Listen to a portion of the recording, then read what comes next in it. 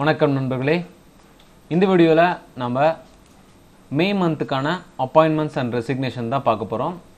அதுலேயும் ஃபஸ்ட் பார்ட்டில் நம்ம national appointments and brand ambassadors பார்த்துட்டோம். இந்த வீடியோவில் இன்டர்நேஷ்னல் அப்பாயின்மெண்ட்ஸ் மட்டும் பார்க்க போகிறோம்.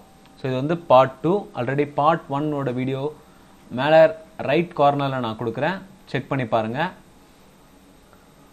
ஸோ கரண்ட் அஃபேர்ஸ்ன்னு எடுத்துட்டோம்னா ஒரு சில முக்கியமான டாபிக்ஸ் இருக்குது. அதில் ரொம்ப முக்கியமானது தான் இந்த அப்பாயின்மெண்ட்ஸ் அண்ட் ரெசிக்னேஷன். அதுலேயும் நம்ம பக்கத்து நாடுகள் ஆகட்டும், இல்லை வேறு சில முக்கியமான நாடுகள் ஆகட்டும், இதோட அப்பாயின்மெண்ட்ஸ்லாம் வந்து மோஸ்ட் இம்பார்ட்டன்ட் கொஷின்ஸ். ஒரு நாடோட அப்பாயின்மெண்ட்ஸ் ஏதாவது நடக்குதுன்னா, இப்போ பக்கத்து நாட்டில் எக்ஸாம்பிள் வந்து நேபாளில் அப்பாயின்மெண்ட்ஸ் நடக்குதுன்னா, அந்த டைம் நீங்கள் படிக்கும் போது, இப்போ நேபாளில் பிஎம் வந்து மாறுறாரு, பிரைம் மினிஸ்டர் மாறுறாரு, அதை படிக்கும் போதே நேபாளோட கேபிட்டல் என்ன, நேபாளில் யார் பிரசிடெண்ட்டாக இருக்காங்க, நேபாளை பற்றி ஒரு சில முக்கியமான பாயிண்ட்ஸ்லாம் கூட தெரிஞ்சு வச்சுக்கோங்க. இந்த மாதிரி ரிப்பீட்டடாக நம்ம படிக்கும் போது ரொம்ப யூஸ்ஃபுல்லாக இருக்கும்.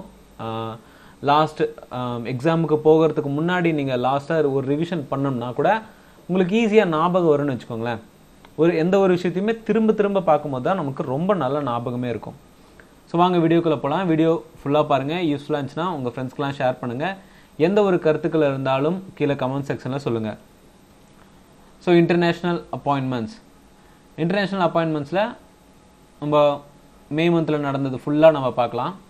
ஃபஸ்ட்டு உகாண்டாவோட பிரசிடெண்ட்டாக யோவேரி முசுவேனி அப்படிங்கிறவர் அப்பாயின்மெண்ட் ஆகிருக்காரு. யோவேரி முசுவேனி அப்படிங்கிறவர் உகாண்டாவோட பிரசிடெண்ட்டாக அப்பாயின்மெண்ட் ஆகிருக்காரு. அண்ட் இவரோட வயசு அப்படின்னு பார்த்தோம்னா 76 இயர்ஸ் ஓல்டு. ஸோ இவர் 6வது முறையாக பிரசிடெண்ட் ஆகுறாரு. யுவேரி வந்து உகாண்டாவோட பிரசிடெண்ட்டாக 6வது முறையாக பதவியேற்றுக்கிறாரு. உகாண்டாவோட கேபிட்டல் அப்படின்னு பார்த்தோம்னா கம்பாலா. அண்ட் இவங்களோட உகாண்டாவோட கரன்சி அப்படின்னு எடுத்துட்டோம்னா உகாண்டன் ஷில்லிங்.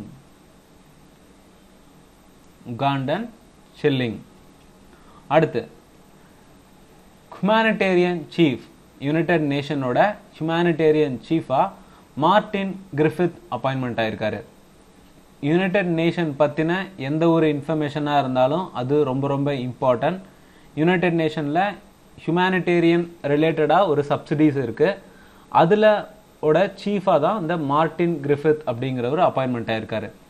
அண்ட் இந்த மார்டின் கிரிஃபித் அப்படிங்கிறவர் எந்த நாட்டை சேர்ந்தவர் அப்படிங்கிறது ரொம்ப இம்பார்ட்டன்ட். பிகாஸ் யுனைடெட் நேஷன் ரிலேட்டடான ஏஜென்சி ஆகட்டும், இல்லை யுனைடெட் நேஷனே ஆகட்டும், யார் முக்கிய பதவி லைக் செக்ரட்டரி ஜெனரல், சிஇஓ, இந்த மாதிரி டைரக்டர் ஜெனரல் போஸ்ட்லாம் இருக்காங்களோ அவங்க வேறு நாடுகளில் சேர்ந்தவங்களா இருப்பாங்க. அந்த மாதிரி இன்ஃபர்மேஷன் ரொம்ப இம்பார்ட்டன்ட். லைக்வைஸ் யுனைடெட் நேஷனோட ஹியூமனிடேரியன் சீஃப் மார்டின் கிரிஃபித், இவர் ஒரு பிரிட்டிஷ் நாட்டை சேர்ந்தவர். அண்டு யுனைடெட் நேஷனோட செக்ரட்டரி ஜெனரல் வந்து ஆண்டோனியோ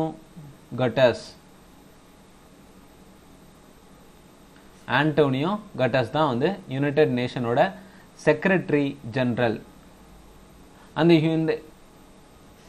யுனைடெட் நேஷனோட ஹெட் குவார்ட்டர் அப்படின்னு பார்த்தோம்னா அது ஜெனீவால இருக்கு.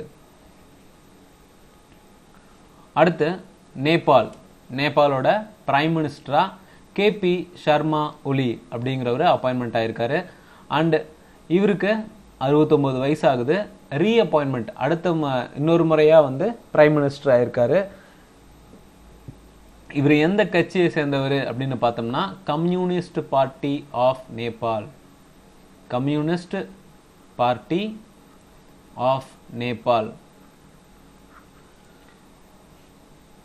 நேபாளோட கேபிட்டல் அப்படின்னு பார்த்தோம்னா Kathmandu.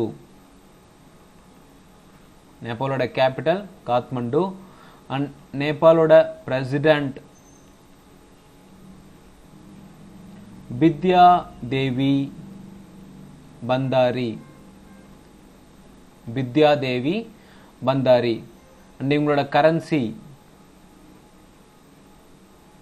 Nepalese rupee. Nepalese rupee. So நேபாளோட பற்றி முக்கியமான இன்ஃபர்மேஷன் பார்த்தோம்னா, ஃபர்ஸ்ட் திங் அதோட capital Kathmandu, prime minister KP Sharma Oli, president Bindya Devi Bhandari, and அவங்களோட கரன்சி நேபாளிஸ் ருபி. ஸோ அங்கே இருக்க பிஎம்மோட பார்ட்டி அப்படின்னு பார்த்தோம்னா கம்யூனிஸ்ட் பார்ட்டி ஆஃப் நேபாள். அடுத்து மாலி. ஸோ இந்த மாலிங்கிற ஊர் வந்து எங்கே இருக்குது அப்படின்னு மாலிங்கிற கண்ட்ரி வந்து ஒரு வெஸ்ட் ஆப்பிரிக்கன் கண்ட்ரி. இது வந்து ஒரு வெஸ்ட் ஆப்பிரிக்கன் கண்ட்ரி. இந்த மாதம் ஃபுல்லுமே இந்த மாலியில் வந்து போர் மாதிரி தான் நடந்துச்சு. ஃபஸ்ட்டு மாதம் முதல்ல வந்து, அதாவது மே மந்தோட ஸ்டார்டிங்கில் வந்து மாலியோட பிரைம் மினிஸ்டராக வந்து மாக்டர் ஓனே அப்படிங்கிறவர் அப்பாயின்மெண்ட் ஆகுறாரு. அவர் அப்பாயின்மெண்ட் பண்ணக்கூடியவர் பார்த்தோம்னா பிரசிடென்ட் தான். எந்த ஒரு நாட்டிலையுமே வந்து பிரைம் மினிஸ்டர் அப்பாயின்மெண்ட் பண்ணுறது அதோட பிரசிடென்ட். அந்த வகையில் பிரசிடென்ட்டான பா நடா அப்படிங்கிறவர் அப்பாயின்மெண்ட் பண்ணுறாங்க. இதுக்கு நடுவில் கொஞ்ச நாள் போனதுக்கப்புறம் மந்தோட மிடில் வந்து அங்கே மிலிட்ரி ஆட்சி நடக்க ஆரம்பிக்குது. அது யாராலன்னு பார்த்தோம்னா அசிமி கோய்தா அப்படிங்கிறவர். இவர் வைஸ் பிரசிடெண்ட்டாக இருக்கார். இவர் என்ன பண்ணுறாரு, பிரைம் மினிஸ்டரையும் பிரசிடென்ட்டையும் அரெஸ்ட் பண்ணிடுறாரு. அரெஸ்ட் பண்ணிட்டு இனிமேல் மிலிட்ரி ஆட்சி தான், நீ ரிசைன் பண்ணு அப்படின்னு சொன்னோடனே இவங்க 2 பேருமே ரிசைன் பண்ணிடுறாங்க. அப்போ அந்த மாலி நாட்டோட கோர்ட் என்ன பண்ணுது அப்படின்னு பார்த்தோம்னா, வைஸ் பிரசிடெண்ட்டாக இருந்தவரை இன்டரிம் பிரசிடெண்ட்டாக மாற்றிடுறாங்க. வைஸ் பிரசிடெண்ட்டாக இருந்தவரை இன்டரிம் பிரசிடெண்ட்டாக வந்து மாலி கோர்ட், அந்த நாட்டோட ஒரு சுப்ரீம் கோர்ட் வந்து ஆர்டர் கொடுக்குறாங்க. அது மூலிமா இவர் தான் வந்து அந்த நாட்டோட பிரசிடெண்ட்டாக மாறுறாரு, அசிமி கோய்தா. ஓகேங்களா?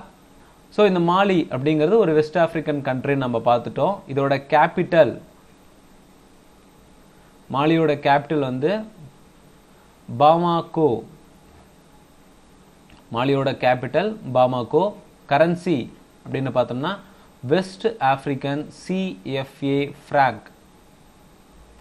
வெஸ்ட் ஆப்பிரிக்கன் சிஎஃப்ஏ ஃப்ராங்க், இதுதான் மாலியோட கரன்சி. ஸோ அடுத்து நேஷ்னல் அகாடமி ஆஃப் சயின்ஸ். இந்த institute National Academy of Science வந்து வாஷிங்டனில் இருக்குது. வாஷிங்டன் டிசி, ஃபுல்லாக எழுதிடலாம். வாஷிங்டன் டிசியில் இருக்குது, யுனைடெட் ஸ்டேட்ஸ் ஆஃப் அமெரிக்கா. இவங்க என்ன பண்ணுறாங்க, ஒரு 120 பேரை வந்து செலக்ட் பண்ணுறாங்க. அவங்களுக்கு அந்த அகாடமியில் வந்து ஒரு 120 பேரை செலக்ட் பண்ணுறாங்க. அதில் ஒருத்தராக சங்கர் கோஷ். இவர் வந்து ஒரு இந்தியன் ஆரிஜின் இம்யூனாலஜிஸ்ட். இம்யூனாலஜிஸ்ட்டுங்கிறவங்க வந்து நோய் எதிர்ப்பு திறனை பற்றி படிக்கக்கூடியவங்க தான் இம்யூனாலஜிஸ்ட். ஒரு இம்யூன் சிஸ்டமை பற்றி, நம்ம உடம்புல இருக்க இம்யூன் சிஸ்டமை பற்றி படிக்கக்கூடியவங்க தான் இந்த இம்யூனாலஜிஸ்ட். சங்கர் கோஷும் வந்து அந்த 120 பேரில் ஒருத்தராக நேஷ்னல் அகாடமி ஆஃப் சயின்ஸில் செலக்ட் ஆகுறாரு. ஓகேங்களா? ஸோ இதில் நம்ம தெரிஞ்சுக்க வேண்டியது என்ன, நேஷ்னல் அகாடமி ஆஃப் சயின்ஸ் எங்கே இருக்குது, வாஷிங்டன் டிசியில் இருக்குது. அண்ட் அதில் ஒரு முக்கியமான நபராக சங்கர் கோஷுங்கிறவர் வந்து 120 பேரில் ஒருத்தராக அந்த அகாடமியில் செலக்ட் ஆகுறாரு. அடுத்து United Nation Climate Change Conference of the Parties. So United Nation வந்து கிளைமேட் சேஞ்ச் ரிலேட்டடாக வருஷம் ஒரு கான்ஃபரன்ஸ் வந்து நடத்துவாங்க. அது கான்ஃபரன்ஸ் ஆஃப் தி பார்ட்டிஸ், அப்படி COP26 அப்படின்னு சொல்லுவாங்க. இந்த கான்ஃபரன்ஸ் வந்து இந்த வருஷம் 2021 கிளாஸ்கோ ஸ்காட்லாண்டில் நடக்குது. கிளாஸ்கோங்கிற நகரத்தில் ஸ்காட்லாண்டுங்கிற கண்ட்ரியில் தான் இது நடக்குது. அண்டு இது நடக்கும் போது பீப்புள்ஸ் அட்வொகேட்டா சர் டேவிட் அட்டன்போரங் அப்படிங்கிறவரை நியமிக்கப்படுறாரு. பீப்புள்ஸ் அட்வொகேட்டா யார் அப்பாயின்மெண்ட் பண்ணுறாங்க, சர் டேவிட் அட்டன்போரங். ஓகேங்களா? ஸோ யுனைடெட் நேஷனோட கிளைமேட் சேஞ்ச் கான்ஃபரன்ஸோட பீப்புள்ஸ் அட்வொகேட்டா சர் டேவிட் அட்டன்போரங் அப்பாயின்மெண்ட் ஆகுறாரு. அண்ட் இந்த மீட்டிங் எங்கே நடக்குது, கிளாஸ்கோ ஸ்காட்லாண்டில் நடக்குது.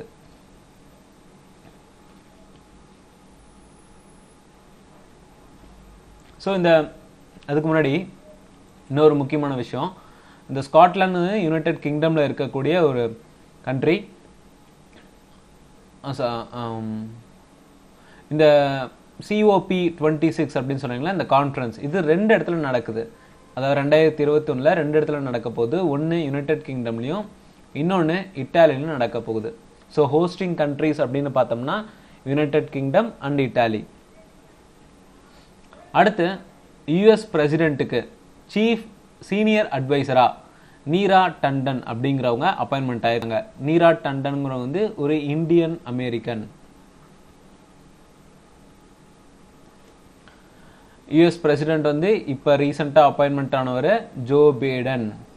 ஸோ இவரோட சீனியர் அட்வைசரா மூத்த ஆலோசகரா நீரா டண்டன்ங்கிறவங்க அப்பாயின்மெண்ட் பண்ணியிருக்காங்க. அடுத்து ரிபப்ளிக் ஆஃப் காங்கோங்கிற கண்ட்ரியோட பிரைம் மினிஸ்டரா ஆனட்டோல் கோலினட் முக்காசோ அப்படிங்கிறவர் அப்பாயின்மெண்ட் ஆயிருக்காரு. ரிபப்ளிக் ஆஃப் காங்கோ அப்படிங்கிற கண்ட்ரியோட பிரைம் மினிஸ்டரா ஆனட்டோல் கோலினட் மக்காசோ. ஸோ இவர் தான் வந்து இப்போ புது பிஎம். அண்ட் இந்த கண்ட்ரியோட கேபிட்டல், ரிபப்ளிக் ஆஃப் காங்கோவோட கேபிட்டல் அப்படின்னு பார்த்தோம்னா பிரஸாவில்லி. அண்ட் இதோட கரன்சி, ஸோ இது வந்து ஒரு ஆப்பிரிக்கன் கண்ட்ரி தான். அண்ட் இவங்களோட கரன்சி பார்த்தோம்னா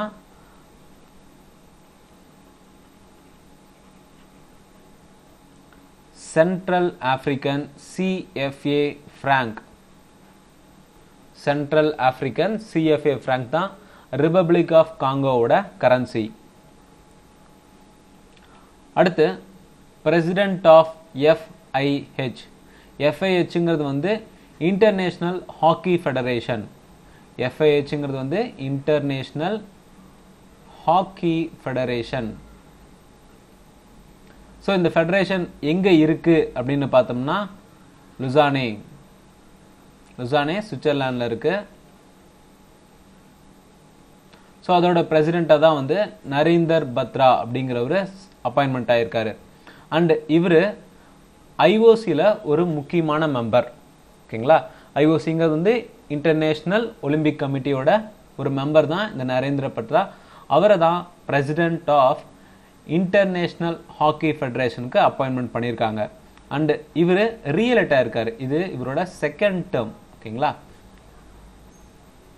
அண்ட் இன்டர்நேஷ்னல் ஹாக்கி ஃபெடரேஷனோட CEO, FIHோட CEO யாரு அப்படின்னு பார்த்தோம்னா சீஃப் எக்ஸிக்யூட்டிவ் ஆஃபீஸர் யாருன்னு பார்த்தோம்னா தியரி வில் தான் வந்து chief executive officer of FIH.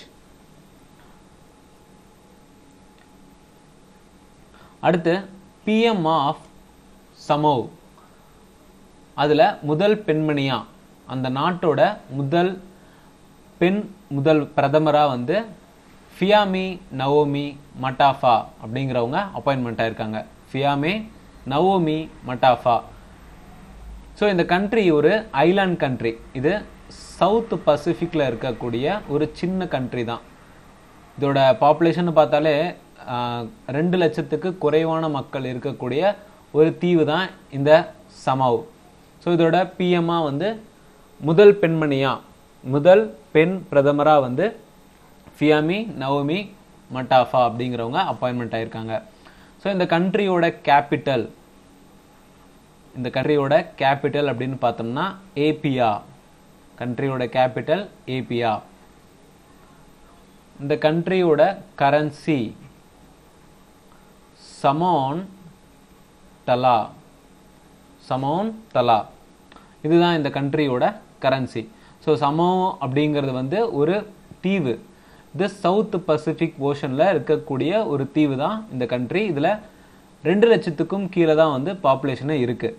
அதோட முதல் பெண் பிரதமராக ஃபியாமி நவோமி மட்டாஃபா அப்படிங்கிறவங்க அப்பாயின்மெண்ட் ஆயிருக்காங்க. அடுத்து பேட்மிண்டன் வேர்ல்டு ஃபெடரேஷனோட கவுன்சில் மெம்பராக பிஸ்வா சர்மாங்கிறவங்க அப்பாயின்மெண்ட் ஆயிருக்காங்க. அண்டு இந்த பிஸ்வா சர்மாங்கிறது தான் வந்து இந்தியன் பேட்மிண்டன் அசோசியேஷனோட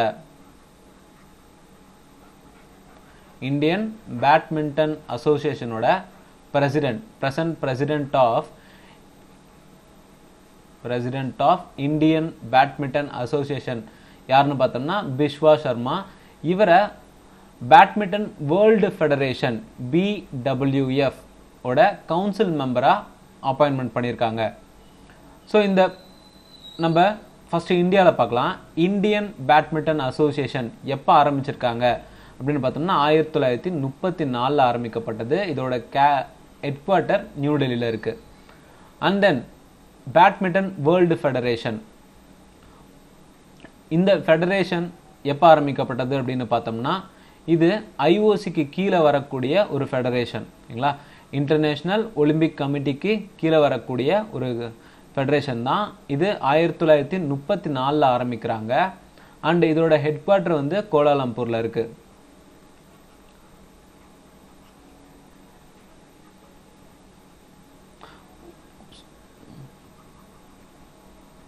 கோலாலம்பூர், மலேசியா.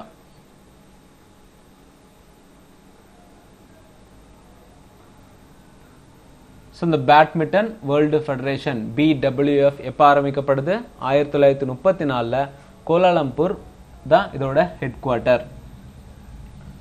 அடுத்து டிபெட்டோட பிரசிடென்ட்டாக பென்பா ஷெரிங் அப்படிங்கிறவங்க அப்பாயின்மெண்ட் ஆயிருக்காங்க. டிபெட்டோட பிரசிடென்ட்டாக பென்பா ஷெரிங் அப்படிங்கிறவர் அப்பாயின்மெண்ட் ஆயிருக்காரு. இந்த டிபெட் கண்ட்ரி இன்னமும் வந்து சைனாக்கு கீழே தான் வந்து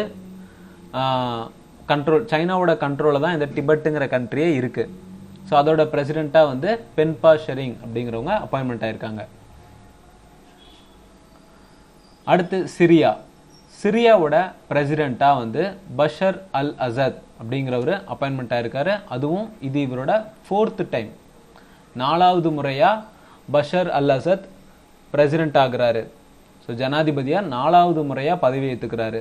இவரோட வயசுன்னு பார்த்தோம்னா ஜஸ்ட் 55 இயர்ஸ் தான் ஆகுது. அதுக்குள்ளாரையே 4 தடவை அந்த நாட்டோட ஜனாதிபதியாக இருந்திருக்காரு. ஸோ சிரியாவோட கேபிட்டல் அப்படின்னு பார்த்தோம்னா டமாஸ்கஸ். சிரியாவோட கேபிட்டல் டமாஸ்கஸ். இவங்களோட கரன்சி, அடுத்து இவங்களோட கரன்சி அப்படின்னு பார்த்தோம்னா சிரியன் பவுண்டு. Syrian pound. சிரியாவோட capital Damascus, currency Syrian pound. அதோட பிரசிடெண்ட்டாக 4வது முறையாக பஷர் அல் அசத் தேர்வாகிறாரு. ஸோ இவ்வளோதான் இன்டர்நேஷ்னல் அப்பாயின்மெண்ட்ஸ் மே மந்த்தை பொறுத்த வரைக்கும். இந்த வீடியோ யூஸ்ஃபுல்லாக இருந்துச்சுன்னா நம்ம சேனலுக்கு சப்ஸ்கிரைப் பண்ணுங்கள். தேங்க்யூ.